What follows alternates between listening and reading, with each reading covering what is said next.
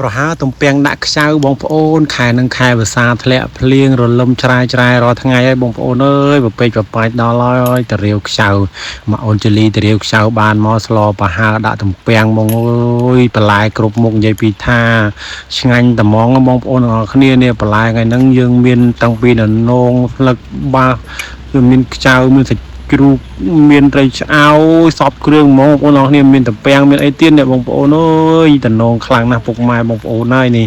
ឥឡូវយើងចាប់ផ្ដើមផ្សំគ្រឿងផ្សំរបស់យើងមានសាច់ជ្រូកចិញ្ច្រាំមានអីចឹងទៅបងប្អូនមកទុកស្រែយើងមកហូបងាយហើយបន្លែប្លុកអត់ពិបាករកទេបងប្អូនអើយបេះតែជុំវិញផ្ទះនឹងតំពាំងជីកតែតំពាំងគុំស័យមកពីផ្ទះពីស្រុកហ្នឹងជីកមកបងប្អូនហ្នឹងអើយស្រុកស្រែយើងអត់តែខែភ្លៀងចេះបន្លែប្លុកមិនខ្វះទេជុំវិញផ្ទះលឹកបាសផ្ទីឆៃយ៉ាអីហ្នឹងអូដាក់ទៅបងប្អូនមកជាតិត្មងបងប្អូនហើយនេះយើងជ្រុំប្រហុកជ្រុំអីយើងចាក់ចូលចឹងទឹកពុះបងប្អូនមកមានអីទេស្លប្រហើសាមញ្ញដូចតែខ្ញុំស្លកាលមុនចឹងតែគាត់ថានៅនេះវាគ្រប់គ្រឿងសារយើងមកស្លនៅផ្ទះម៉ែក្មេងនោះយើងបន្លែជុំវិញផ្ទះបងប្អូនអើយដើរជុំវិញផ្ទះបានបន្លែមកក្បោបធំមកហ្មងបងប្អូនណាចង់បានលឹកបាសចង់បានផ្ទីចង់បានតកួនចង់បានត្រួយដនងត្រួយលពៅអញ្ចឹងទៅបងប្អូនមកដាក់ទៅនេះដាក់ទៅមានទាំងពីផ្សិតមានទាំងពីលពៅមានអីនេះអូកប់សេរីបងប្អូនមកហូបមកមុខនឹងដឹងតែឆ្ងាញ់ហើយព្រោះអីគ្រប់គ្រឿងល្អណាស់បងប្អូនឡើងខាប់ហ្មងនេះហើយអត់តដាក់បន្លែស្លឹកទេបងប្អូនដាក់បន្លែស្លឹកទៀតកាន់តែមើលទៅកាន់តែគួរចង់ហូបហ្មងបងប្អូនអើយនេះតំណងនៅពុកម៉ែបងប្អូនអរគ្នាខ្ញុំកំពុងតែអង្គុយបញ្ចូលសលេងនឹងមេឃភ្លៀងទៀតបងប្អូនអើយនេះលលឹមច្រាយបងប្អូនអើយនេះដាក់តំណងចូលទៅយើងដាក់បន្លែរឹងបងប្អូនបាទយើងដាក់បន្លែរឹងចូលទៅយើងដាក់បន្លែស្លឹកតាមក្រោយបន្ទាប់ពីយើងដាក់តំណងដាក់អីចឹងទៅហើយទឹកវាពុះអីចឹងទៅបងប្អូនបាទហើយយើងក៏ចាក់ខ្ចៅរបស់យើងដែលយើងកាប់គូតហើយនឹងចូលទៅតែម្ដងបងប្អូនអើយរបស់ធម្មជាតិសុទ្ធរបស់សុកស្រែសុទ្ធបងប្អូនអើយគ្មានគីមីទេដាំខ្លួនឯងខ្លួនឯងខ្ចៅនឹងរកបានមកពីក្នុងស្រះក្នុងបឹងក្នុងបន្លាយហ្នឹងដាក់ទៅបងប្អូនបាទជាតិមិនចាញ់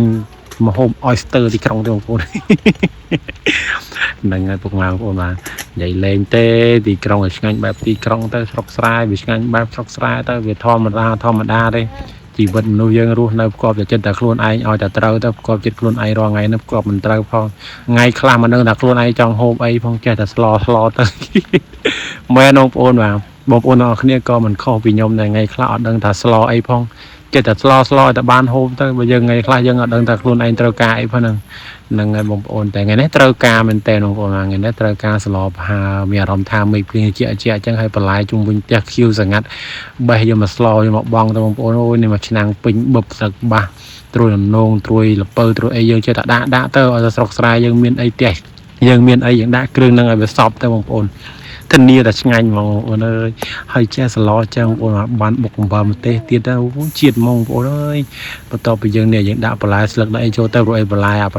រឹងហ្នឹងវាចិត្តឆ្អិនអញ្ចឹងទៅបងប្អូនយើងក៏បងបន្លែស្លឹកចូលទៅបងប្អូនហ្នឹងហើយខែភ្លៀងចឹងអូយនិយាយពីបន្លែមិនចេះខ្វះរោមខ្វះម្ដងជុំវិញផ្ទះតាណាក៏មានណាដាក់ទៅបងប្អូននេះឥឡូវបន្លែយើងឆ្អិនហើយយើងក៏ដាក់ម្ទេសដាក់អីចូលឲ្យវាមានរសជាតិកាន់តែឆ្ងាញ់ដាក់ជីប្រហើជីអីចូលទៅបងប្អូនហ្នឹងហើយស្លរបស់យើងមួយមុខហ្នឹងគឺរួចរាល់បងប្អូនអើយបងប្អូនទាំងអស់គ្នាថាមើលបងប្អូនទាំងអស់គ្នាស្រឡាញ់មុខម្ហូបមួយហ្នឹងអត់អ្នកណាខ្លះជាអីសំណប់ចិត្តអីចឹងបងប្អូនណាអ្នកខ្លះចូលចិត្តម្ហូបមួយមុខហ្នឹង